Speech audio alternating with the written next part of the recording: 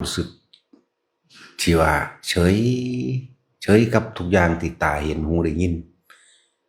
ที่จมูกได้กลิ่นเฮามีความรู้สึกตอนนี้เฉยแบบใดกลางแบบใดก็แบบนั้นแหละตอนนี้มันเข้าสู่ความดับนั่นแหละดับอย่างดับความคิดหยุดความคิดในการปรุงแต่งทอนี้นึงเด้พวกเขาจะไปคิดว่าลึกกว่านั้นบ่แม่นเลยกว่านั้นเด้ตอนใดที่มีความรู้สึกที่บอกว่าเป็นความรู้สึกเฉยๆก็ยังบ่ถึงอันความรู้สึกเฉยๆมันยังมีโตอยู่ว่าเป็นความรู้สึกแบบกลางๆเด้แต่ว่ามันต้องเปรียบเทียบเอาจังซี่ซื่อๆเด้ว่านี่ตอนนี้เฮาเห็นแต่ละคนเฮาเห็นว่างๆไปเบิดบ่แม่นว่างแบบบ่มีคนเด้มีอยู่แต่ว่าปราศจากความคิดนึกและความรู้สึกสิ่งใดสิ่งหนึ่งที่พอใจก็บ่มีบ่พอใจก็บ่มีความรู้สึกที่เป็นอุเบกขาก็บ่มีแต่ว่าเป็นอิหยังสิกลางกว่านั้นอีกคือเฮาเห็นกันอยู่ตอนนี้แหละเท่านี้นึงเด้มันบ่ได้ไปยากอิหยังจังว่าเพิ่นจึงมีการฝึกเพื่อให้เขามาถึงจุดนี้จุดธรรมดาจุดปกติตะกี้เฮามันบ่ธรรมดามันบ่ปกติเฮาจึงมีการคิดนึกว่าพระอรหันต์เป็นแบบนั้นเป็นแบบนี้ชาตินั้นชาตินี้หรือว่าย่านยังรู้นั่นนี่ต่างๆสารพัดที่เฮาไปดิ้นรนแสวงหามาแล้วก็ความรู้จำจึงเป็นสิ่งที่บังความจริงโลกจึงเป็นเรื่องที่บังธรรมที่เป็นความจริงของปกติที่บ่มีความเข้าไปคิดนึกถ้าบ่มีความเข้าไปคิดนึกความรู้สึกพอใจและบ่พอใจเกิดบ่ได้เลยนี่คือปกติตอนนี้นะถ่ายทอดความรู้สึกโดยบ่เอาความรู้สึกที่มันคนละอย่างกันแล้วเบิ่งผู้ใดก็จังสั่นแหละนะมันแค่นี้มันบ่ได้ไปต้องไปค้นหาอย่างอีกเลยปกติเพิ่นใส่ศัพท์บางที่ก็ว่าผู้ใดว่างจิตให้เป็นกลางมั่งผู้ใดว่างให้ทำจิตให้เป็นปกติปกติของคำว่าศีลก็คือบ่มีความคิดนึกในความอยากฆ่าอยากลักอยากปล้นอยากจี้อยากข่มเหงอยากตัวหรือมีความอยากเมามีความอยากให้ผู้อื่นเมาคือมันบ่มีแหมที่เว้าซ้ำๆย้ำๆอยู่ตลอดว่า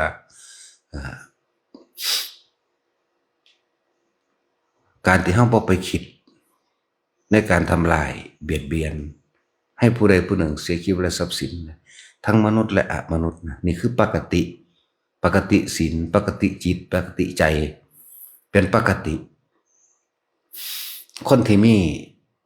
จิตโลภหรือยังมีความอยากอันใดอันหนึ่งบอกว่าถ้าอยากทั้งโลภเรียกว่าโลภไปเลย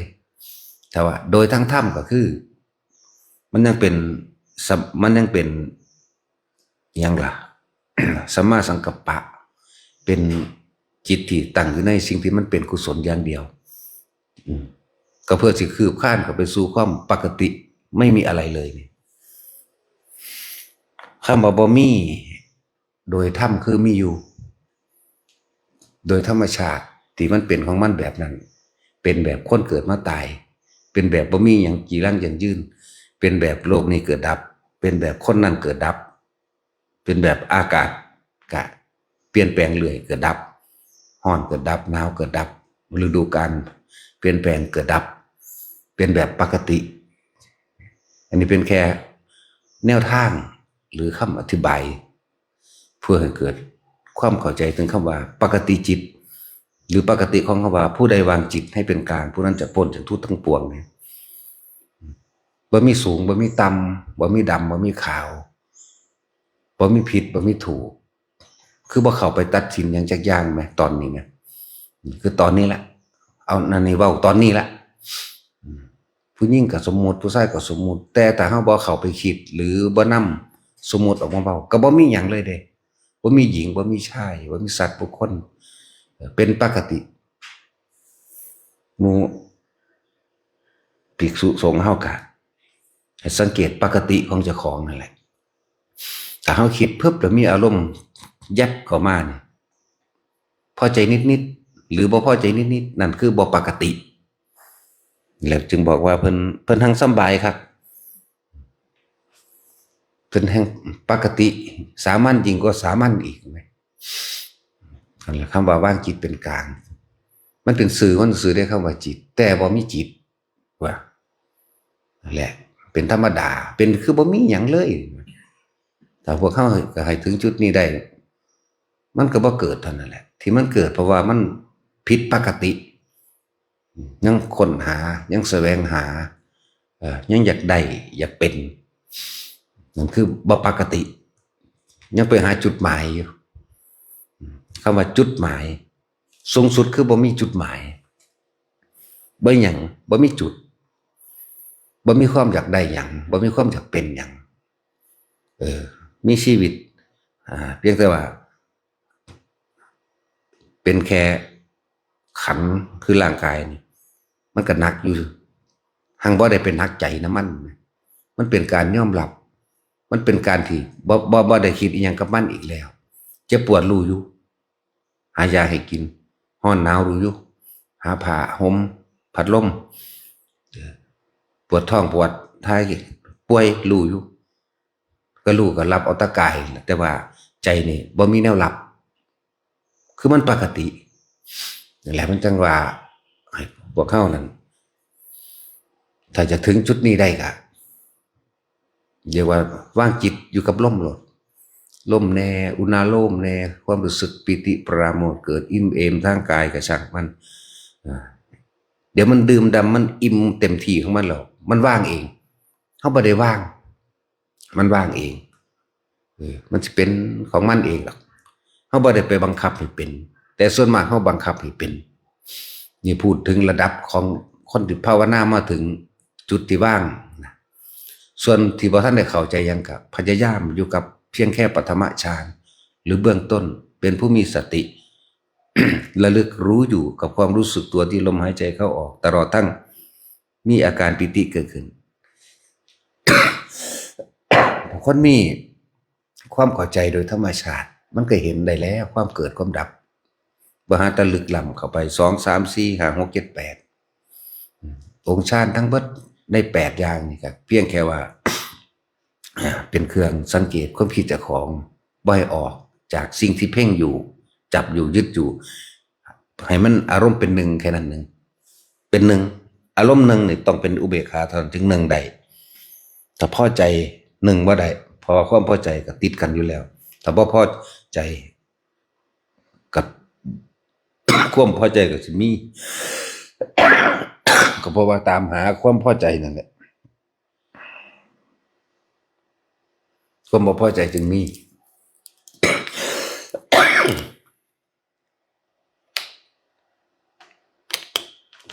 แล้วสังเกตความปกติของเจ้าของนั่นแหละคำว่าสังเกตก็แค่คำเบาเด้คำว่าสังเกตก็ยังคิดอยู่เด้อันนี้บ่คิดหยังซะเลยเนี่ยแต่ว่าเวลาคุยกันเว้ากันก็คิดอยู่หรอกแต่ว่าในความคิดนั้นบ่มีอารมณ์ถ้าอยู่ซื่อๆนี่บ่เว้ากับไผเลยนี่บ่มีเด้บ่มีความคิดเด้หังบ่แม่นลืมหยังแต่เวลาเว้ามันก็เอาสัญญามาเว้าคือเก่า แต่ว่าบ่ได้ปรุงแต่งในสัญญามันเป็นสัญญาเวทยิตะนิโรธเหมือนกับคนเข้าสมาบัติถ้าเข้าสมาบัติแบบโล่งว่างไปหมดเลยอันนี้คือดับสัญญารับความรู้หยุดความรู้สึกในทางกายถ้าเฮาเอาความรู้สึกตอนมันเข้าฌาน4ได้มาอยู่ตอนนี้มาอยู่ตอนที่เฮาธรรมดานี่มาอยู่ตอนเฮาที่มีลมที่เฮาหูเบิดทุกอย่างอยู่เดียวนี้รับรู้สึกทางกายได้เป็นอันเดียวกันได้นั่นแหละปกติบ่มีอันใดสิมาเปรียบเทียบคำว่ามัชฌิมาหรือว่าปกติเฮาเปรียบสื่อสารให้เข้าใจดังนี้ว่าปกติศีลกับปกติศีลคือบ่มีศีลเพราะเฮาบ่ได้ไปคิดจดจ่อว่ากูจะไม่ฆ่าสัตว์กูจะไม่ลักทรัพย์กูจะไม่ประพฤติผิดบ่ได้จ่อเด้บ่มีความคิดเลยว่าจะในการทำลายเบียดเบียนผู้ใดผู้หนึ่งเสียชีวิตหรือทรัพย์สินทั้งมนุษย์และอมนุษย์ แล้วเอิ้นว่าปกติเอิ้นว่ามัชฌิมานี่เพิ่นใช้ศัพท์แบบนี้ตาเห็นอยู่เดี๋ยวนี้ก็ปกติบ่คิดหยังเลยกับแต่ละคนหูก็ได้ยินเสียงหายใจก็หูยินหมดเด้แต่ว่ามันก็บ่คิดปรุงแต่งมันปกติคือบ่คิดนึกปรุงแต่งเด้พวกเจ้ามีลมหรือบ่มีลมก็บ่ได้สนใจตรงนั้นว่างไปเบิดบ่นำสิ่งใดสิ่งหนึ่งมันจึงเรียกว่าว่างก็ได้ว่างไว้เบิดแล้วก็บ่นำอะไรหนึ่งมาคิดก็เอิ้นว่าว่างก็ได้นั่นแหละมันมีอยู่แค่นี้แหละคำว่านิพพานคำว่าดับเย็นคำว่าธรรมธาตุย่อมเป็นเช่นนั้นคำว่าตามันเป็นของสังของมันโดยโลกแต่ว่าเฮาบ่เป็นไปตามโลกเลื่อนตาโลกย่อมเป็นเช่นนั้นสัตว์เกิดมาแล้วต้องตายนี่เป็นเช่นนั้นต้นไม้เกิดแล้วต้องตายเป็นเช่นนั้นอากาศร้อนหรือหนาวก็เป็นเช่นนั้นบ่มีความเข้าไปถือเอาไว้อยากให้เป็นเช่นนี้บ่มีนะปกติจังหวะตัวละคนก็สิเดินทางการฝึกหัดทั้งเบิดก็เพื่อจะเข้าสู่คำว่าปกติหรือมัชฌิมาก็ว่ากลางเบิดแม่น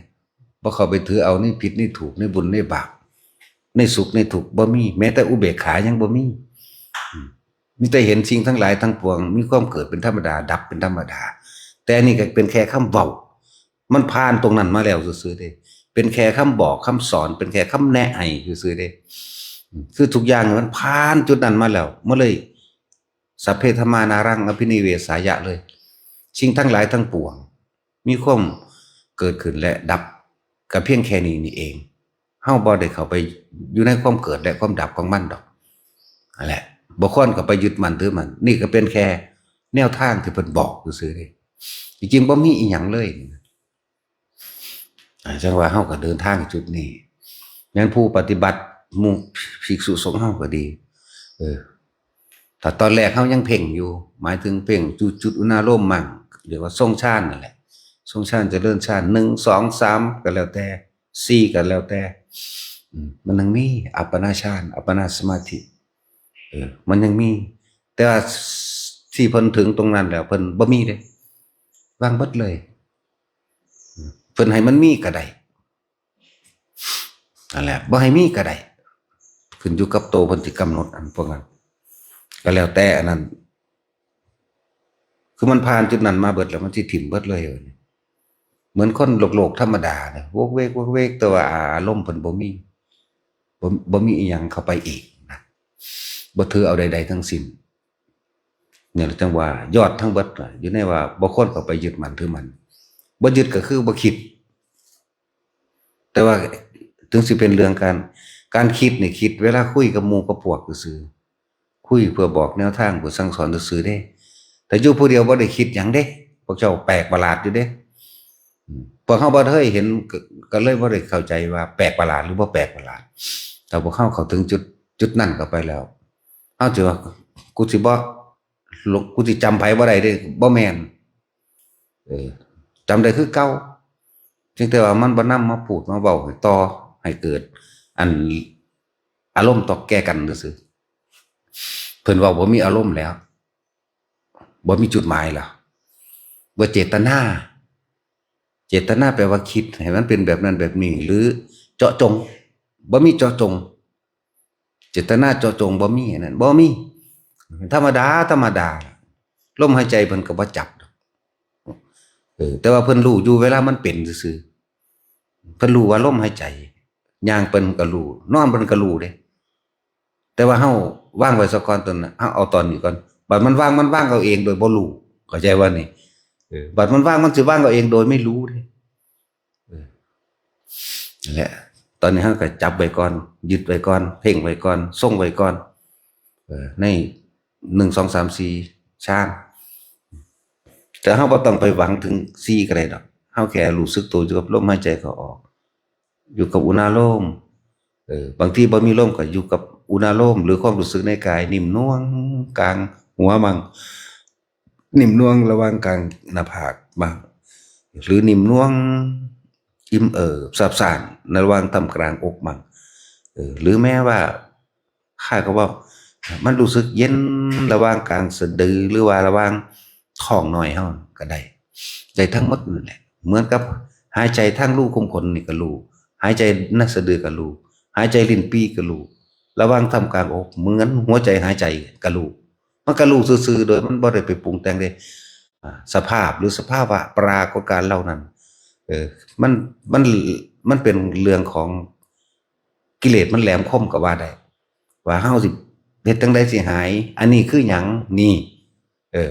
ความคิดสิผ่านพาเข้าไปเพื่อจะไปหาคำตอบบ่ต้องไปหาคำตอบมันสิมีผิดและมีถูกมันสิมีจริงและบ่จริงเท่านั้นมีแต่รู้นั่นแหละคำว่ามีแต่รู้ก็รู้ซื่อๆมั้ยรู้โดยไม่ต้องไปยืนยันตัดสินว่าผิดหรือถูกเข้าใจบ่ล่ะรู้สึกโตเฉยๆนี่เด้แต่พอคิดเข้ามารู้สึกใจบ่มีเด้รู้สึกใจนี่คือรู้สึกพอใจกับบ่พอใจผิดแล้วก็สิมีคำต่อไปว่าผิดหรือถูกเนี่ยนั่นแหละจังว่าบ่ยืนยันบ่ตัดสินจุดสูงสุดก็แค่นี้มันบ่ได้มีหยังเด้นั่นแหละพวกเขาบ่ต้องไปหาพระอรหันต์อยู่ข้างนอกหรอกพวกเขาสร้างเหตุให้ดีเถอะเหตุกับผลอยู่นำกันถ้าเวลาใดขณะใดครู่ใดที่เรารู้สึกตัวอยู่กับลมหายใจกับพร้อมกับอุณหภูมิก็จังเหตุตอนนั้นก็เหตุคือรู้อยู่ในลมผลก็คือบ่ได้มีทุกข์เกิดขึ้นเด้บ่มีทุกข์บ่มีสุขเด้นั่นก็เลยมันก็เป็นอุเบกขาของมันอยู่ถึงแม้ว่ามันจะเป็นความรู้สึกที่เป็นอุเบกขาอย่างน้อยอย่างต่ำแต่ละคนอยู่ในนั้น จะก็เข้าอยู่ในวังธรรมมัชฌิมาแบบโลกบ่ทันได้แม่นมัชฌิมาแบบเหนือโลกเหนือธรรมเหนือกรรมเหนือสิ่งทั้งปวงแต่เป็นมัชฌิมาแบบก็ว่าได้อุเบกขานั่นเป็นความรู้สึกที่อุเบกขาก็เพื่อที่จะเห็นความคิดวิ่งไปแล้วดึงกลับมาวิ่งไปแล้วดึงกลับมาดึงกลับมาดึงกลับไปดึงกลับไปดึงกลับมาเหลือแต่ความรู้สึกแต่ความคิดมีอยู่แต่ว่าไม่มีความรู้สึกในความคิดเพราะว่าความคิดคือความคิดจักว่าล่ะมันก็แยกของมันเอาเองเฮาบ่ได้แยกเฮาเป็นผู้อยู่กลางๆแล้วสังเกตสิ่งทั้งหลายทั้งปวงมีความเกิดมีความดับความคิดบ่คิดเรื่องเดียวคนที่เฮาเห็นก็เป็นคนผู้เดียวแล้วก็คนที่เฮาเห็นก็ตามสมมุติก็ว่ามีเฒ่ามีแก่มีใส่เสื้อผ้าสีเขียวเหลืองแดงขาวก็แล้วแต่ถ้าเฮาเข้าไปตัดสินใดอันหนึ่งอารมณ์มันสิเกิดมันสิมีผิดมีถูกหรอกนั่นแหละบ่ต้องไปอิหยังมากดอกอยู่แค่นี้แหละอยู่กับลมหายใจอยู่กับความรู้สึกตัวนิ่มนวลคงหน้าผากกลางหัวกลางสมองท่ามกลางระหว่างหน้าอกหรือความกระตุกกระติกไปตามร่างกายเฮาพอแล้วดึกๆดักๆเดียดๆหยังก็บ่ต้องไปถามคือหยังเฮ็ดแกงได้เฮ็ดจังได๋สิเซามันเป็นหยังจังไปหาจุดหมายเพราะว่าจุดหมายตรงสุดคือไม่มีจุดหมายมีแต่ความว่างเข้าใจบ่ล่ะแหละพวกเจ้าสำนึกสำเนียกไว้โลดความตายมีอยู่กับเฮาตลอดพวกเจ้าสิไปดิ้นรนหาหยังดิ้นรนไปตายบ่เรื่องตายนี่เป็นเรื่องปกติอยู่แล้วเป็นเรื่องปกติของสัตว์เกิดก็ต้องตายเป็นเรื่องสิ่งใดสิ่งหนึ่งเกิดสิ่งนั้นก็ต้องตายแตกดับเนี่ยใจเฮานั่นที่มันไปควบคุม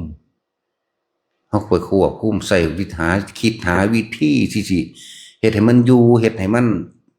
เที่ยงแท้เฮ็ดให้มันบ่เป็นไปโดยธรรมชาติพวกเขาก็เลยต้องเจ็บปวดร้อนเที่ยวเวียนว่ายตายเกิดกับสิ่งที่เฮาพยายามที่สิคุมให้มันเป็นไปดังที่อารมณ์ที่เฮาอยากให้มันเป็นนั่นแหละบ่ต้องเฮ็ดหยังมากดอกอยู่เฉพาะกับลมนั่นแหละลมหายใจอุณโลมคำว่าลมหายใจบางคนอุณโลมบ่เกิดก็ช่างหัวตรงนี้มันม่วงบ่ในหัวบ่เกิดก็ช่างอันอื่นมันก็มีเกิดอยู่ดอกบางครั้งก็ขนลุกวืดนั่นแหละปีติเกิดปีติเป็นเครื่องยืนยันว่าเป็นผู้ทรงฌานเจริญฌานด้วยปฐมฌานก็ว่าไปบางที่มันก็โยกซ้ายโยกขวาโยกหน้าโยกหลังสมาธินั่นมีเนื้อยะอยู่สอง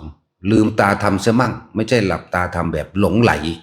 ไม่ใช่เข้าไปยึดมั่นถือมั่นในฌาน1 2 3 4 5 6 7 8ลืมตาทำคือมีสติตลอด ลืมตานอกก็ว่าลืมตาในก็ถูกเข้าใจว่าล่ะนี่สมาธิเป็นได้ทุกขณะกิริยาอาการยืนเดินนอนนั่งทำการทำงานเป็นได้ทุกแบบนะจึงบอกว่าเมื่อตาในจะพากันหลับตาหลงไหลหรือไปยึดมั่นในท่วงท่าสมาธิต้องนั่งหลับตาแบบนี้หรือต้องไปอยู่คนเดียวในป่ากับว่าแม่นนั่นแหละสมาธิคือมันตั้งมั่นอยู่ในกายนี่เองตั้งมั่นอยู่ในความรู้สึกในลมหายใจมั่งตั้งมั่นอยู่ในจุดอุณโลมกลางหน้าผากมั่งหัวมั่งวางกลางอกมั่งนิ่มๆนุ่มๆอยู่แค่นี้แหละความคิดไปถ้ามันมีอารมณ์เกิดกับสิ่งที่ไปคิดนั่นบ่ตั้งมั่นแล้วดึงกลับมาใหม่จนกว่าสิมีแต่เฉพาะความรู้สึกตัวภายในถึงความคิดจะคิดไปปล่อยมันคิดนั่นแหละมันก็ดับภพดับชาติเท่านั้นแหละมันสิซื้อวางได้ก็สร้างดอกสิซื้อว่านิพพานสิซื้อว่าธรรมธาตุสิซื้อว่าดับเย็นจักชื่อว่าว่างอย่างยิ่งแล้วแต่สิใส่ซื้อมันไปมันเปรียบซื้อของมันไป20ซื้อพุ่นเนาะแต่อันนี้ว่าเป็นปกติมัชฌิมาหรือปกติเป็นกลางบ่ซ้ายบ่ขวาบ่หน้าบ่หลังกลางๆนั่นแหละพอ